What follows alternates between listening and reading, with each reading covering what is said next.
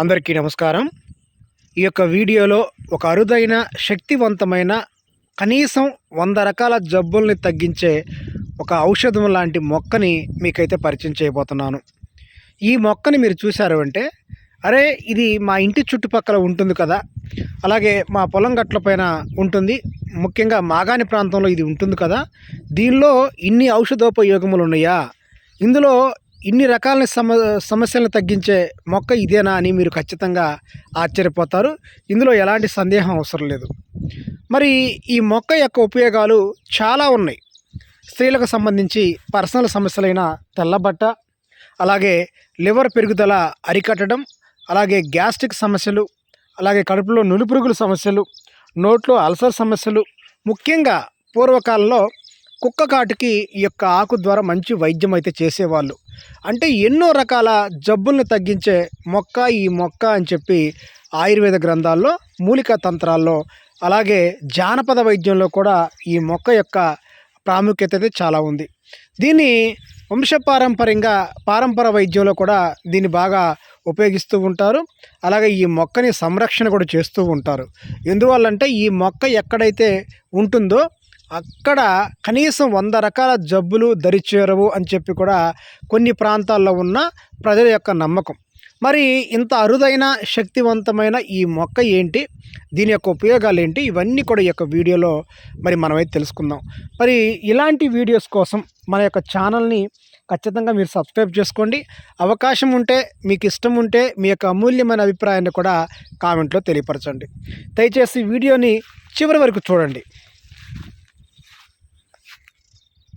చూడండి, నీళ్లు ఎక్కడైతే ఉంటాయో అక్కడ ఔషధ మొక్కలు ఉంటాయండి. అది ఎంత వేసవైనా సరే, ఎంత ఎండ ఎక్కువగా ఉన్నా కూడా నీళ్లు ఉన్న చోట మొక్కలు ఉంటాయి. ఒకసారి మీరు ఈ పత్రాలను బాగా గమనించండి.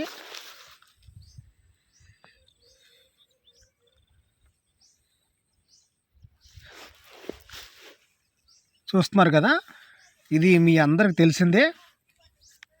అప్పుడప్పుడు దీన్ని మీరు చూస్తూనే ఉంటారు. దీనిని కుక్క పొగాకు అంటారు. కుక్క పొగాకు. మరి ఈ పేరు ఎందువల్ల వచ్చింది అంటే, ఈ కాడలు అంటే పత్రాల కాడలు పొగాకు మాదిరిగా ఉంటాయి.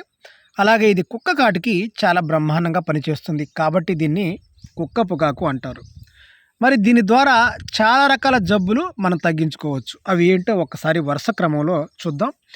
ఎవరైతే దగ్గు, జలుబు, శ్వాసకోశ వ్యాధులతో బాధపడుతూ ఉన్నారో వారు ఈ యొక్క కుక్క పొగాకు యొక్క ఆకుల్ని తీసుకొని బాగా ఎండబెట్టి పొడిగొట్టి ఈ వచ్చిన పొడిని ఒక అర స్పూన్ మోతాదుగా గోరువెచ్చని నీళ్ళలో వేసి త్రాగినట్లయితే దగ్గు, శ్వాసకోశ వ్యాధులు, అన్ని రకాల సమస్యలు పూర్తిగా నశిస్తాయి.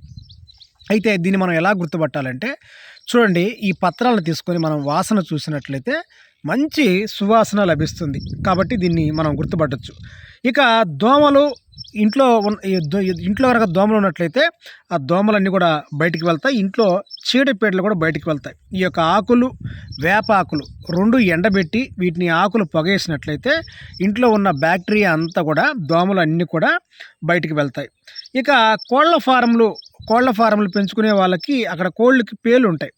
ఆ పేలు రాకుండా ఉండాలి, పేలు పట్టకుండా ఉండాలి అంటే ఈ కుక్క పొగాకు యొక్క ఆకులను తీసుకొని మాలగా దీన్ని చేసి కోడి యొక్క మెడలో వేయటమా, లేదంటే కోళ్ళు సంచరిస్తున్న ప్రదేశంలో ఈ యొక్క ఆకులు పెట్టడం ద్వారా పేలు సమస్య పూర్తిగా నశిస్తుంది.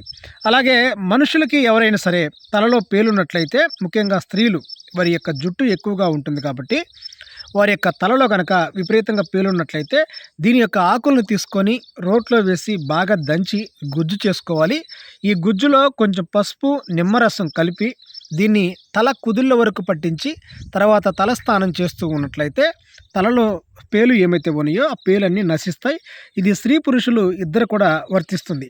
ఇక సైనస్ వల్ల వచ్చే ఒక్క సైడు తలనొప్పి, ఈ తలనొప్పి అనేది చాలా తీవ్రంగా ఉంటుంది, బాధకరంగా ఉంటుంది. ఈ యొక్క ఆకుల్ని తీసుకొని రోట్లో వేసి బాగా దంచి రసం తీసుకోవాలి.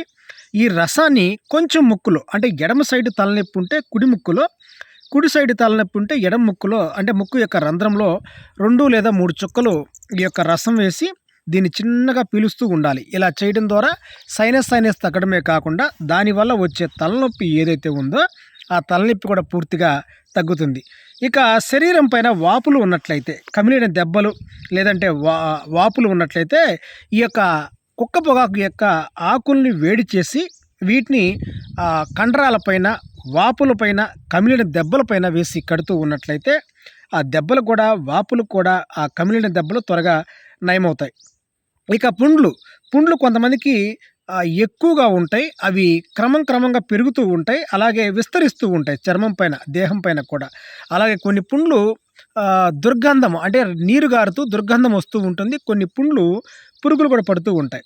అలాంటి వాటికి ఈ యొక్క ఆకులను తీసుకొని బాగా దంచి రసం తీసి ఈ రసాన్ని ఆ పుండ్ల పైన వేసి కడిగి తర్వాత ఈ యొక్క ఆకుల్ని దంచగా వచ్చిన పేస్ట్ని వేసి కడుతూ ఉన్నట్లయితే పుండ్లు కూడా, ఆ దెబ్బల పైన ఉన్న పుండ్లు కూడా, ఆ పురుగులు పట్టిన పుండ్లు కూడా అవి పురుగులు చచ్చి బయటపడిపోయి పుండ్లు త్వరగా మానతాయి.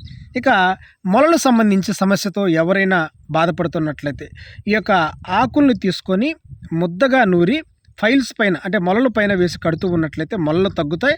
అలాగే ఆకు ముద్ద, అలాగే అందులో నల్ల మిరియాలు కలిపి రోజుకి ఒక 2 మాత్రలుగా చేసుకొని వీటిని ఉదయం ఒకటి, సాయంత్రం ఒకటి వేసుకుంటూ ఉన్నట్లయితే ఆ మొలలు సమస్య ఏదైతే ఉందో అది పూర్తిగా కూడా తగ్గిపోతుంది. ఇంకా లివర్ సంబంధించిన సమస్యలు, అలాగే లివర్ పెరుగుదల, ఈ సమస్యలతో బాధపడుతున్న వాళ్ళు ఈ యొక్క ఆకుల్ని ఒక అరగుప్పెడు తీసుకొని ఒక గ్లాసు నీళ్ళల్లో వేసి బాగా వేడి చేసి, గ్లాసు కాస్త అర గ్లాస్ అయిపోయేలాగా వేడి చేసుకొని దీనిని ఒక 30 ml మోతాదుగా ప్రతిరోజు ఉదయాన్నే పరగడుపున త్రాగుతూ ఉన్నట్లయితే లివర్ సంబంధించిన సమస్యలు పూర్తిగా తగ్గడమే కాకుండా లివర్ పెరుగుదల ఏదైతే ఉందో అది కూడా ఆగుతుంది. ఇక నులిపురుగులు సంబంధించిన సమస్యతో బాధపడుతున్న వాళ్ళు ఈ యొక్క ఆకుల్ని కచ్చా పచ్చిగా, అంటే ఉదరాబదరా దంచి దీని యొక్క కషాయం తీసుకొని ఈ కషాయాన్ని తాగుతూ ఉన్నట్లయితే నులిపురుగులు అనేవి పూర్తిగా పడిపోతాయి. అలాగే తరచూ వస్తున్న జ్వరాలు ఏమైతే ఉన్నాయో ఆ జ్వరాలు కూడా పూర్తిగా తగ్గుతాయి. ఇక నోట్లో పుండ్లు, అల్సర్, దీనికి సంబంధించి ఈ కుక్క పొగాకు యొక్క వేరు తీసుకొని శుభ్రంగా నీళ్లు పెట్టి కడిగి ఈ వేరుని కచ్చాపచ్చిగా దంచి కషాయం చేసుకొని ఈ వచ్చిన కషాయంతో నోట్లో పూసుకొని పుక్కిలిస్తూ ఉన్నట్లయితే నోటికి సంబంధించిన సమస్యలు తగ్గటమే కాకుండా నోటి దుర్గంధం కానీ, చిగుళ్ళ నుంచి రక్తం కారటం కానీ, చిగుళ్ళు వాపు కానీ, చిగుళ్ళు ఇన్ఫెక్షన్ కానీ, ఇలా చిగుళ్ళు సమస్యలు తగ్గటమే కాకుండా నోటిలో పుండ్లు పూత అంటారు, నోటి పొక్కులు అంటారు. ఈ నోటికి సంబంధించిన సర్వ సమస్యలు కూడా పూర్తిగా తగ్గుతాయి. మరి ఇప్పుడు దీన్ని కుక్క కాటికి బ్రహ్మాండమైన వైద్యం అని చెప్పుకున్నాం కదా. గ్రామీణ ప్రాంతంలో జానపద వైద్యంగా పూర్వకాలంలో దీన్ని ఎలా చేసుకునేవాళ్ళు అంటే ఈ కుక్క పొగాకు యొక్క మొక్క వేరు తీసుకొని దీన్ని బాగా దంచి రసం తీసి ఈ రసాన్ని ఒక 10 ml మోతాదుగా దీన్ని తాపిస్తూ ఉన్నట్లయితే కుక్క కాటు యొక్క విషం కూడా పూర్తి విరుగుడుగా ఉంటుంది. అయితే ఇప్పుడు ఇది మీరు చేయమని చెప్పడం లేదు, ఒకప్పుడు దీన్ని ఇలా ఉపయోగించేవాళ్ళు అని మాత్రమే చెప్తూ ఉన్నాను.